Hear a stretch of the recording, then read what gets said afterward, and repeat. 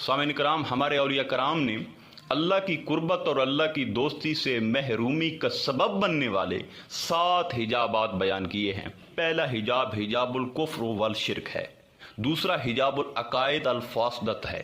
دوسرا حجاب یہ ہے کہ بندہ مسلمان ہے مگر گمراہ کن عقائد اور غلط و فاسد خیالات کے سبب قرب الہی اور اللہ کی دوستی سے وہ محروم رہتا ہے۔ تیسرا حجاب حجاب الکبائر الباطنیہ ہے، جیسے حقد، حسد، کبر، تکبر، عجب، خود پسندی، ریاکاری، بغض، کینہ، دنیا کا ہرس، مال و دولت اور منصب کا لالچ وغیرہ۔ چوتھا حجاب ظاہری گناہ کی صورت میں ہے، ان میں قتل، بدکاری، والدین کی نافرمانی، رزق حرام اور سارے محرمات جن کو اللہ اور اس کے رسول صلی اللہ علیہ وسلم نے حرام قرار دیا ہے شامل ہیں۔